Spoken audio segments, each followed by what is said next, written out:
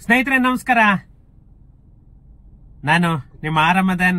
ಎಲ್ಲರೂ ಹೇಗಿದ್ದೀರಾ ಫ್ರೆಂಡ್ಸ್? ಎಲ್ಲರೂ ಚೆನ್ನಾಗಿದ್ದೀರಾ ಅನ್ಕೊಳ್ತೇನೆ. ಮತ್ತೆ ಇವತ್ತು ಒಂದು ತುಂಬಾ ಮುಖ್ಯವಾದ ವಿಷಯ, ಅದರ ಬಗ್ಗೆ ಮಾತಾಡೋಣ ಅಂತ ಹೇಳ್ಬಿಟ್ಟು ಈ ವಿಡಿಯೋ ಮಾಡ್ತಾ ಇದ್ದೇನೆ. ಫ್ರೆಂಡ್ಸ್, ಅದಕ್ಕೂ ಮುಂಚೆ ಇನ್ನೂ ನನ್ನ ಚಾನೆಲ್ ಅನ್ನ ಯಾರೆಲ್ಲ ಸಬ್ಸ್ಕ್ರೈಬ್ ಮಾಡ್ಕೊಂಡಿಲ್ಲ ಪ್ಲೀಸ್ ಸಬ್ಸ್ಕ್ರೈಬ್ ಮಾಡ್ಕೊಳ್ಳಿ. ಹಾಗೇನೆ ನನ್ನ ವಿಡಿಯೋಸ್ ಆಗ್ಬೋದು, ನನ್ನ ಚಾನೆಲ್ ಅನ್ನ ಆಗ್ಬೋದು, ನಿಮ್ಗೆ ಗೊತ್ತಿರುವಂತವ್ರಿಗೆ ಶೇರ್ ಮಾಡೋ ಮುಖಾಂತರ ನನಗೆ ಸಪೋರ್ಟ್ ಮಾಡಿ ಅಂತ ಹೇಳ್ತಾ, ಫ್ರೆಂಡ್ಸ್ ಟೈಮ್ ವೇಸ್ಟ್ ಮಾಡೋದು ಬೇಡ, ನಾವು ವಿಡಿಯೋಗೆ ಹೋಗೋಣ.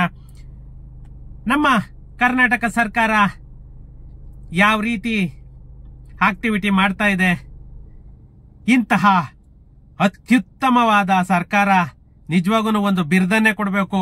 ಯಾಕಂದ್ರೆ ಇಡೀ ನಮ್ಮ ಭಾರತ ದೇಶದಲ್ಲೇನೆ ಇಂತಹ ಉತ್ತಮವಾದ ಸರ್ಕಾರನ ಮೋಸ್ಟ್ಲಿ ಬೇರೆ ಯಾವ ಗವರ್ನಮೆಂಟ್ ಮಾಡ್ತಾ ಇಲ್ಲ ಅನ್ಸುತ್ತೆ. ಯಾಕಂದ್ರೆ ಜನಗಳ ಜೊತೆ ಆಟ ಆಡ್ತಿರುವಂತಹ ಏಕೈಕ ಗವರ್ನಮೆಂಟ್ ಅಂತ ಅಂದ್ರೆ ಮೋಸ್ಟ್ಲಿ ಇದು ಕಾಂಗ್ರೆಸ್ ಗವರ್ನಮೆಂಟ್. ಇವಾಗ ಏನಿದೆ ಈ ಗವರ್ನಮೆಂಟ್ ಮಾತ್ರನೇ, ಸಿದ್ದರಾಮಯ್ಯ ಅವ್ರ ಸರ್ಕಾರ ಮಾತ್ರನೇನೆ. ಮಾನ್ಯ ಮುಖ್ಯಮಂತ್ರಿಗಳು ಅವರು ಯಾಕಂತಂದ್ರೆ ವೆಲ್ ಎಜುಕೇಟೆಡ್ ಪರ್ಸನ್,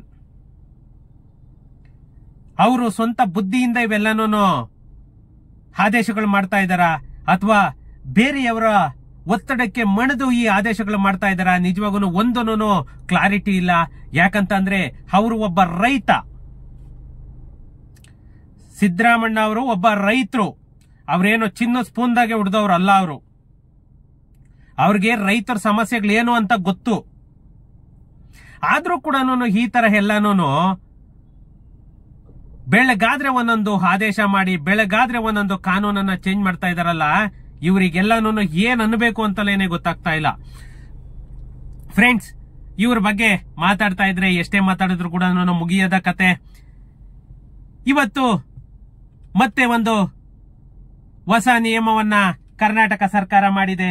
ಏನಂತ ಅಂದ್ರೆ, ಜಮೀನು ಮತ್ತೆ ಅವರ ಸರ್ವೆ ನಂಬರ್ ಜಾಗದಲ್ಲೇನಾದರೂ ಮನೆಯನ್ನ ಕಟ್ಟಿಕೊಂಡರೆ ಅದಕ್ಕೆ ಯಾವುದೇ ರೀತಿಯ ಗವರ್ನಮೆಂಟ್ ಫೆಸಿಲಿಟಿಗಳನ್ನ, ಬೇಸಿಕ್ ಕಮ್ಯುನಿಟೀಸ್ ಅನ್ನ ಕೊಡುವುದಿಲ್ಲ. ಅರ್ಥ ಆಯ್ತಾ?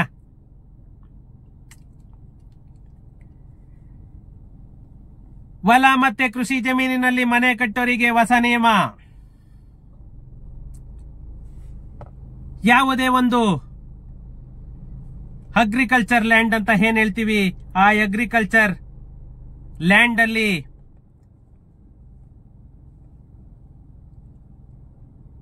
ಏನು ಮನೆ ಕಟ್ತಾ ಇದ್ದಾರೆ. ಯಾಕಂತ ಅಂದ್ರೆ ಒಂದು ಅಡಿಕೆ ತೋಟ ಆಗ್ಲಿ ಅಥವಾ ಬಿತ್ತನೆ ಹೊಲ ಆಗ್ಲಿ ಅಥವಾ ಬರಿದಾಗಿರುವಂತಹ ಕೃಷಿ ಭೂಮಿ ಆಗ್ಲಿ, ಇಂತಹ ಜಾಗಗಳಲ್ಲಿ ಮನೆ ಕಟ್ಟುವ ಪ್ರವೃತ್ತಿ ಇತ್ತೀಚೆಗೆ ತುಂಬಾನೇ ಜಾಸ್ತಿ ಆಗಿದೆ. ಇವತ್ತು ಸರ್ಕಾರದ ಹೊಸ ನೀತಿ ಈ ಇಂತಹ ಜಮೀನುಗಳಿಗೆ ಒಂದು ಪುಲಿ ಸ್ಟಾಪ್ ಅನ್ನ ಇಡೋದಕ್ಕೋಸ್ಕರನೇನೆ ಹೊಸ ನಿಯಮವನ್ನ ಜಾರಿಗೆ ತಂದಿದೆ. 2025ರ ಕರ್ನಾಟಕ ರಾಜ್ಯ ಸರ್ಕಾರ ಪ್ರಕಟಿಸಿದ ಹೊಸ ನಿಯಮದ ಪ್ರಕಾರ ಇನ್ನು ಮುಂದೆ ಯಾವುದೇ ವ್ಯಕ್ತಿಯು ಕೃಷಿ ಭೂಮಿಯಲ್ಲಿ ಮನೆ ಕಟ್ಟಿದರೆ ಆ ಮನೆ ಅಥವಾ ಪ್ರದೇಶವನ್ನ ಗ್ರಾಮ ಪಂಚಾಯಿತಿ ಅಥವಾ ನಗರಸಭೆಗೆ ಸೇರಿಸುವುದಿಲ್ಲ ಎಂಬ ಕಠಿಣ ಆದೇಶವನ್ನ ಹೊರಡಿಸಲಾಗಿದೆ.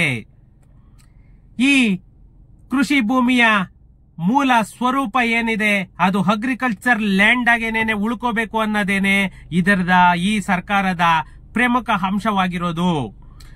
ಹೊಲದಲ್ಲಿ ಮನೆ ಕಟ್ಟಿದರೂ ಅದು ಸರ್ಕಾರದ ದೃಷ್ಟಿಯಲ್ಲಿ ಕೃಷಿ ಭೂಮಿ ಫಾರ್ಮ್ ಲ್ಯಾಂಡ್ ಆಗಿಯೇ ಉಳಿಯಬೇಕು ಅನ್ನೋದೇ ಕರ್ನಾಟಕ ಸರ್ಕಾರದ ಮೂಲ ನಿಲುವು. ಯಾವುದೇ ಸೌಲಭ್ಯ ಅಥವಾ ಅಭಿವೃದ್ಧಿಗೆ ಗ್ರಾಮ ಅಥವಾ ನಗರಸಭೆ ಪಂಚಾಯಿತಿ ಯಾವುದೇ ಜವಾಬ್ದಾರಿಯನ್ನ ವಹಿಸಿಕೊಳ್ಳುವುದಿಲ್ಲ ಅಂತ ಹೇಳ್ಬಿಟ್ಟು ಒಂದು ಆದೇಶವನ್ನ ಹೊರಡಿಸಿದೆ. ಆ ಆದೇಶದ ಕಾಪಿ ಸಿಕ್ಕಿದ ತಕ್ಷಣನೇ ನಾನು ಆ ಆದೇಶ ಕಾಪಿಯನ್ನು ಕೂಡ ನಾನು ಅಟ್ಯಾಚ್ ಮಾಡ್ತೇನೆ. ಗ್ರಾಮ ಅಥವಾ ನಗರ ಯೋಜನೆಗೆ ಅದನ್ನ ಒಳಪಡಿಸುವುದಿಲ್ಲ. ಇಂತಹ ಮನೆಗಳಿಗೆ ನೀರು, ವಿದ್ಯುತ್, ಕಸ ವಿಲೇವಾರಿ, ಬೀದಿ ದೀಪ, ಮೂಲಭೂತ ಸೌಕರ್ಯಗಳು ಯಾವುದೂ ಸಿಗುವುದಿಲ್ಲ. ಬಡ ವರ್ಗದವರು ಕಡಿಮೆ ಖರ್ಚಿನಲ್ಲಿ ಮನೆ ಕಟ್ಟಲು ಹೊಲ ಖರೀದಿಸಿದ್ದರೂ ಇಂತಹ ನಿರ್ಧಾರದಿಂದ ಅವರ ಕನಸು ಹಾರಿ ಹೋಗುವ ಸಾಧ್ಯತೆ ಇದೆ. ಯಾಕಂದ್ರೆ ಆ ಫಾರ್ಮ್ ಲ್ಯಾಂಡ್ ಅಲ್ಲಿ ಕಟ್ಟಿದ್ರೆ ಇವರಿಗೆ ಏನು ಬರಲ್ಲ. ಅದೇ ಕನ್ವರ್ಷನ್ ಮಾಡಿ ಅಪ್ರೂವಲ್ ಮಾಡಿರೋ ಲೇಔಟ್ ಅಲ್ಲಿ ಮನೆ ಕಟ್ಕೊಂಡ್ರೆ ಅವರಿಗೆ ಯಾಕೇಳಿ ಅವನು ಲೇಔಟ್ ಅವನು ಉದ್ಧಾರ ಆಗ್ತಾನೆ, ಇವರಿಗೂ ಕನ್ವರ್ಷನ್ ಚಾರ್ಜು, ಡೆವಲಪ್ಮೆಂಟ್ ಚಾರ್ಜು, ಹಾಳ ಮೂಳ, ಮತ್ತೆ ಅದಕ್ಕೆ ಟ್ಯಾಕ್ಸ್ ಎಲ್ಲಾನು ಬೇರೆ ಇರುತ್ತೆ. ಈ ಅಗ್ರಿಕಲ್ಚರ್ ಲ್ಯಾಂಡಿಗೆ ಟ್ಯಾಕ್ಸ್ ಸ್ಲ್ಯಾಬ್ ಇರುತ್ತೆ. ಅದರಿಂದ ಟೋಟಲಿ ಈ ಕೃಷಿ ಭೂಮಿ ಇದೇನೇನೆ ಕಾನ್ಸೆಪ್ಟ್ ಅನ್ನೇ ಬಿಟ್ಟು ಬಿಡ್ತಾ ಇದ್ದಾರೆ.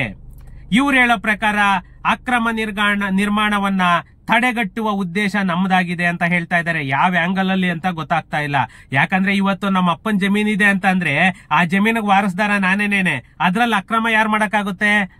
ಇವ ನನ್ನ ಹೆಸರಲ್ಲಿ ಪಾಣಿ ಇದೆ ಅಂತ ಅಂದ್ರೆ ಅದನ್ನು ಬೇರೆಯವರು ಯಾರು ಅಕ್ರಮ ಮಾಡಕ್ಕಾಗುತ್ತೆ? ಸರ್ಕಾರದ ಮೂಲ ಉದ್ದೇಶ ಆಸ್ತಿಗಾರನ ಹೆಸರಿನಲ್ಲಿ ಅಕ್ರಮವಾಗಿ ಮನೆ ಕಟ್ಟುವುದನ್ನ ತಡೆಯುವುದು. ಭೂಕುಸಿತ ನಿಯಂತ್ರಣ ಕೂಡ ಇದರ ಒಂದು ಭಾಗ ಅಂತ ಹೇಳ್ತಾ ಇದ್ದಾರೆ. ಅದು ಯಾವ ಆಂಗಲ್ ಅಲ್ಲಿ ಅಂತಂದೇಳಿ ಖಂಡಿತ ನನಗೂ ಕೂಡ ಅರ್ಥ ಆಗ್ತಾ ಇಲ್ಲ. ಈ ನಿಯಮದಿಂದ ಯಾರಿಗೆ ಲಾಭ ಅಂತಂದ್ರೆ ನಗರಾಭಿವೃದ್ಧಿ ಪ್ರಾಧಿಕಾರಿಗಳಿಗೆ 100% ಲಾಭ. ಯಾಕಂತ ಅಂದ್ರೆ ಇವರು ನಿಯಮಿತ ಲೇಔಟ್ಗಳನ್ನ ಮಾತ್ರನೇನೆ ಏನು ಬಡಾವಣೆಗಳನ್ನ ಪ್ರಮಾಣೀಕರಿಸ್ತಾರೆ ಅಂತಹ ಜಾಗಗಳಲ್ಲಿ ಲೇಔಟ್ಗಳಲ್ಲೇನೇನೆ ಸೈಟ್ಗಳು ತಗೊಂಡೊಂದು ಮನೆ ಕಟ್ಲಿ, ಆದ್ರಿಂದ ಎಲ್ಲರಿಗೂ ಅನುಕೂಲ ಆಗುತ್ತೆ ಅನ್ನೋದೇನೆ ಒಂದು ಇವರ ಉದ್ದೇಶ. ಮತ್ತೆ ಸರ್ಕಾರಿ ಸೌಕರ್ಯ ಸೌಲಭ್ಯಗಳನ್ನ ಅವ್ಯವಸ್ಥಿತವಾಗಿ ವಿತರಿಸುವ ಹೊಣೆ ಕೂಡ ತಪ್ಪುತ್ತೆ ಅಂತ ಹೇಳ್ತಾ ಇದ್ದಾರೆ. ಯಾಕಂದ್ರೆ ಒಬ್ಬ ಎಲ್ಲೋ ಕಟ್ಟಿರ್ತಾನೆ, ಅರ್ಧ ಕಿಲೋಮೀಟರ್ ಇದ್ರಲ್ಲಿ ಒಂದು ಮನೆ ಕಟ್ಕೊಂಡಿರ್ತಾನೆ, ಅಷ್ಟು ದೂರ ಪೈಪ್ ಲೈನ್ ಕೊಡ್ಬೇಕಾಗುತ್ತೆ ಪಂಚಾಯಿತಿಯಿಂದ ಅಥವಾ ನಗರಸಭೆಯಿಂದ. ಮತ್ತೆ ಒಂದೊಂದು ಅಲ್ಲಿಂದ ಅಷ್ಟು ದೂರನೂ ಬೀದಿ ದೀಪ ಕೊಡ್ಬೇಕಾಗುತ್ತೆ. ಇವೆಲ್ಲವನ್ನ ಮತ್ತೆ ಸೀವೇಜ್ ಲೈನ್ ಅಷ್ಟು ದೂರ ಕೊಡ್ಬೇಕಾಗುತ್ತೆ. ಇವೆಲ್ಲವನ್ನ ಪರಿಗಣನೆಗೆ ತಗೊಂಡು ಸರ್ಕಾರ ಈ ಆದೇಶವನ್ನ ಹೊರಡಿಸಿದೆ. ಮತ್ತೆ ಕೃಷಿ ಭೂಮಿಯ ಅನಿಯಂತ್ರಿತ ದುರುಪಯೋಗವನ್ನ ತಪ್ಪಿಸಬಹುದು ಅಂತ ಕೂಡ ಹೇಳ್ತಾ ಇದ್ದಾರೆ. ಇದರಿಂದ ಲಾಸ್ ಯಾರಿಗಾಗ್ತಾ ಇದೆ ಅಂತಂದ್ರೆ ಗ್ರಾಮೀಣ ಮತ್ತು ಶಹರಿ ಬಡವರು ಮನೆ ಕಟ್ಟಲು ಆಲ್ಟರ್ನೇಟ್ ಜಾಗಗಳ ಕೊರತೆ ಕೂಡ ಉಂಟಾಗುತ್ತೆ. ಇದರಿಂದ ಏನಾಗುತ್ತೆ ಅಂತಂದ್ರೆ ಪ್ರತಿಯೊಬ್ರು ಪ್ರೈವೇಟ್ ಲೇಔಟ್ಸ್ ಅಲ್ಲೇನೇನೆ, ಅಪ್ರೂವ್ಡ್ ಲೇಔಟ್ಸ್ ಅಲ್ಲೇನೇನೆ, ಗವರ್ನಮೆಂಟ್ ಲೇಔಟ್ಸ್ ಅಲ್ಲೇನೇನೆ ತಗೊಂಡು ಕಟ್ಟಬೇಕು ಅನ್ನೋದು ಇವ್ರದ್ದು ಮೂಲ ಉದ್ದೇಶ ಆಗಿರ್ಬೇಕು ಅನ್ಸುತ್ತೆ. ಯಾಕಂದ್ರೆ ಮೋಸ್ಟ್ಲಿ ಎಲ್ಲ ಗವರ್ನಮೆಂಟ್ ಲೇಔಟೇ ಮಾಡ್ತಾ ಇದೀವಿ, ಎಲ್ಲಾನು ಬಿಡಿಎನೇ ಎಲ್ಲಾ ಕಡೆ ಮಾಡ್ತೀವಿ, KHBನೇ ಎಲ್ಲಾ ಕಡೆ ಮಾಡ್ತೀವಿ, ಅದ್ರಲ್ಲಿ ಮಾತ್ರ ತಗೊಂಡ್ ಕಟ್ಲಿ ಅನ್ನೋದೇನೋ ಇವ್ರ ಮೂಲ ಉದ್ದೇಶ. ನಂದಿವಾಗ 10 ಎಕರೆ ಜಮೀನ್ ಇಟ್ಕೊಂಡು ನನ್ ಜಮೀನಲ್ಲಿ ನಾನ್ ಕಟ್ಕೊಳ್ದೆ ಬೇರೆ ಪ್ರೈವೇಟ್ ಲೇಔಟ್ಗೆ ಏನಕ್ಕೆ ಹೋಗ್ಬೇಕು? ಇದು ಇವ್ರ ತಲೆಯಲ್ಲಿಲ್ವಾ? ಅದು ಕೃಷಿ ಭೂಮಿ ಅಂತ ಅಂದ್ರೆ ಅದು ಒಂದು ಫಾರ್ಮ್ ಲ್ಯಾಂಡ್. ಫಾರ್ಮ್ ಲ್ಯಾಂಡ್ ಏನು? ಫಾರ್ಮ್ ಲ್ಯಾಂಡ್ ಯಾವ ತರ ರೂಲ್ಸ್ ಇದೆ, ರೆಗ್ಯುಲೇಷನ್ ಇದೆ.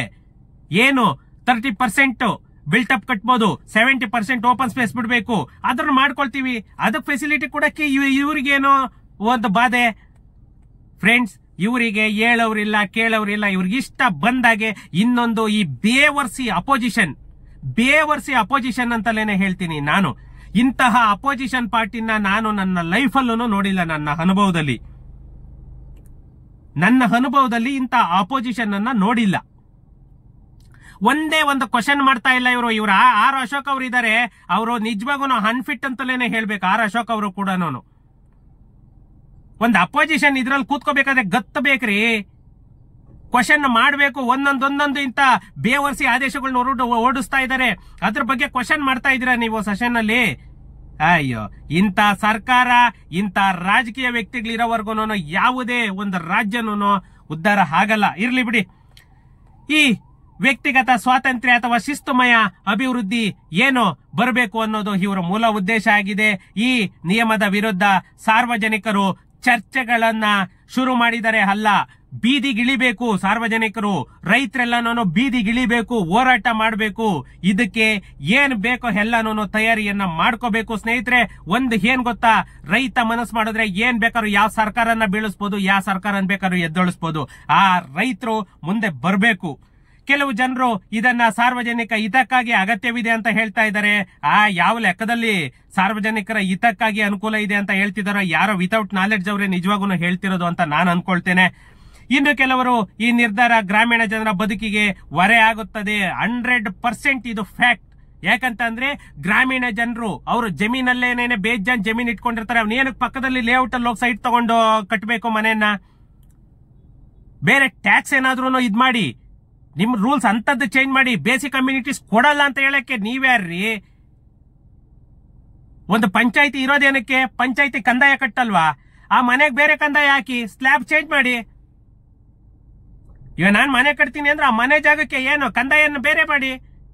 ಅಗ್ರಿಕಲ್ಚರ್ ಲ್ಯಾಂಡ್ ಕಂದಾಯ ಬೇಡ, ಇದಕ್ಕೆ ಸಪರೇಟ್ ಕಂದಾಯ ಹಾಕಿ ಅಷ್ಟು ಸ್ಕ್ವೇರ್ ಫೀಟ್ಗೂ. ನೋಡಿ ಹೇಳ್ತಾರೆ ಇಲ್ಲಿ, ಅನುಮೋದಿತ ಲೇಔಟ್ಗಳನ್ನೇ ಅಪ್ರೂವ್ಡ್ ಲೇಔಟ್ಸ್ ಅಂತ ಏನ್ ಹೇಳ್ತೀವಿ, ಅವನ್ನೇನೆ ಕಡಿಮೆ ಬೆಲೆಯಲ್ಲಿ ಒದಗಿಸುವುದು ಅಂತಂದ್ರೆ ಇವರ ಮೂಲ ಉದ್ದೇಶ. ಪ್ರತಿಯೊಬ್ರು ಸೈಟ್ ಅನ್ನ ಇವ್ರ ಹತ್ರನೇ ತಗೋಬೇಕು, ಕಟ್ಟಬೇಕು ಅನ್ನೋದೇ ಇವ್ರ ಮೂಲ ಉದ್ದೇಶ. ಗ್ರಾಮೀಣ ಗೃಹ ಯೋಜನೆಗಳಿಗೆ ಪ್ರೋತ್ಸಾಹ ಅಂದ್ರೆ ಪ್ರತಿಯೊಬ್ರು ಕೂಡ ಇವ್ರ ಕಡೆಯಿಂದಲೇನೆ ಸೈಟ್ ತಗೋಬೇಕು, ಇವ್ರ ಜಾಗದಲ್ಲೇನೆ ಮನೆ ಕಟ್ಟಬೇಕು. ನಂದು ಎಷ್ಟೇ ಜಮೀನ್ ಇದ್ರು ಕೂಡ ಅದ್ರ ಲೆಕ್ಕಕ್ಕಿಲ್ಲ, ಜಮೀನಿಗೆ ವ್ಯಾಲ್ಯೂ ಇಲ್ಲ. ಕೃಷಿ ಭೂಮಿ ನಿವಾಸ ಭೂಮಿ ಪರಿವರ್ತನೆಗೆ ಸ್ಪಷ್ಟ ಮಾರ್ಗಸೂಚಿ. ಯಾಕೇಳಿ, ಗವರ್ನಮೆಂಟ್ಗೆ ಇನ್ಕಮ್ ಬರ್ಬೇಕಲ್ವಾ, ಅದರಿಂದ ನಾನು ಕನ್ವರ್ಷನ್ ಮಾಡೇನೇನೆ ಕಟ್ಟಬೇಕು. ಇನ್ನು ಕೊನೆಯದಾಗಿ ಹೇಳೋದಾದ್ರೆ, ಹೊಲ ಜಮೀನಿನಲ್ಲಿ ಮನೆ ಕಟ್ಟಿದರೆ ಅದು ಗ್ರಾಮ ಅಥವಾ ನಗರ ಪಂಚಾಯಿತಿಗೆ ಸೇರಿಸುವುದಿಲ್ಲ ಎಂಬ ನಿಯಮ ಭವಿಷ್ಯದ ಗ್ರಾಮೀಣ ಕಟ್ಟಡ ಉದ್ಯಮದ ಮೇಲೆ ಪರಿಣಾಮ ಬೀರುವ ಎಲ್ಲ ಸಾಧ್ಯತೆ ಕೂಡ ಇದೆ. ಇದು ಶಿಸ್ತು ಪಾಲನೆ ಹೆಸರಿನಲ್ಲಿ ಸ್ವಾತಂತ್ರ್ಯಕ್ಕೆ ಕಡಿವಾಣ ಆಗ್ತಾ ಇದೆ ಅನ್ನೋದು 100% ಉದ್ಭವವಾಗ್ತಾ ಇರುವಂತಹ ಪ್ರಶ್ನೆ. ಆದ್ರೆ ಯೋಜಿತ ನಗರೀಕರಣದ ಪ್ರಕ್ರಿಯೆಗೆ ಇದು ಒಂದು ಸರಿಯಾದ ಮಾರ್ಗ ಅಂತ ಹೇಳ್ತಾ ಇದ್ದಾರೆ. ಯಾವ ಮಾರ್ಗ ಅಂತಂದೇಳಿ ನಿಜವಾಗೂ ಗೊತ್ತಿಲ್ಲ. ಈ ತರ ಗವರ್ನಮೆಂಟ್ ಅಂತೂ ಕೂಡ ಯಾವತ್ತೂ ಇನ್ನು ಲೈಫಲ್ಲೂ ಫಾರ್ಮ್ ಮಾಡಕ್ ಹೋಗ್ಬೇಡಿ. ನಿಜವಾಗೂ ಫ್ರೆಂಡ್ಸ್, ನಮ್ ಕರ್ನಾಟಕದ ಜನ ತಿಳ್ಕೊಳ್ಳಿ, ಆಯ್ಕೆ ಮಾಡ್ಬೇಕು ಅಂತಂದ್ರೆ ಅದು ಬಿಜೆಪಿ, ಕಾಂಗ್ರೆಸ್, ಜೆಡಿಎಸ್ ಅಂತ ಅಲ್ಲ. ಯಾವ ಪಕ್ಷದಿಂದ ಅಧಿಕಾರಿ ಹೆಂಗಿದ್ದಾರೆ ಅಂತವ್ರನ್ನ ನೋಡ್ಬಿಟ್ಟು ಆಯ್ಕೆ ಮಾಡಿ. ಇಂಥ ಸರ್ಕಾರಗಳು ಬಂದ್ರೆ ಮಿಡ್ಲ್ ಕ್ಲಾಸ್ ಅವರಂತೂ ಖಂಡಿತ ಉದ್ಧಾರ ಆಗೋದಕ್ಕಾಗಲ್ಲ. ಬಡವನಾಗೇನೇನೆ ಇರ್ತಾನೆ, ಬಲ್ಲಿದನಾಗೆ ಹೋಗ್ತಾ ಇರ್ತಾನೆ. ಮಿಡ್ಲ್ ಕ್ಲಾಸ್ ಅವ್ರು ಬದಲಾಗಿಲ್ಲ ಅಂತಂದ್ರೆ ದೇಶನೂ ಬದಲಾಗಲ್ಲ, ರಾಜ್ಯನೂ ಬದಲಾಗಲ್ಲ. ಯಾಕಂದ್ರೆ ಮಿಡ್ಲ್ ಕ್ಲಾಸ್ ಅವನೇ ಹೈಯರ್ ಇದಕ್ಕೆ ಹೋಗ್ಬೇಕು, ಪೊಸಿಷನ್ಗೆ ಹೋಗ್ಬೇಕು ಅಂತಾರೆ. ಮಿಡ್ಲ್ ಕ್ಲಾಸ್ ಅವನ್ನ ಇವರು ಪೂರ್ತಿ ತುಳಿತಾ ಇದ್ದಾರೆ ಫ್ರೆಂಡ್ಸ್. ಇವ್ರ ಬಗ್ಗೆ ಎಷ್ಟೇ ಮಾತಾಡ್ತಾ ಇದ್ರು ಕೂಡ ನಿಜವಾಗೂ ಒಂಥರ ಮಾತಾಡ್ಲಿಕ್ಕೂ ಒಂಥರ ಅಸಹ್ಯ ಅನ್ಸುತ್ತೆ ಈ ತರ ಗವರ್ನಮೆಂಟ್ಗೆ. ಓಕೆ ಫ್ರೆಂಡ್ಸ್, ಏನಾದ್ರೂ ಇತ್ತು ಅಂತಂದ್ರೆ ಕಮೆಂಟ್ ಮಾಡಿ. ಸಿಗೋಣ ನೆಕ್ಸ್ಟ್ ವಿಡಿಯೋದಲ್ಲಿ. Thank you.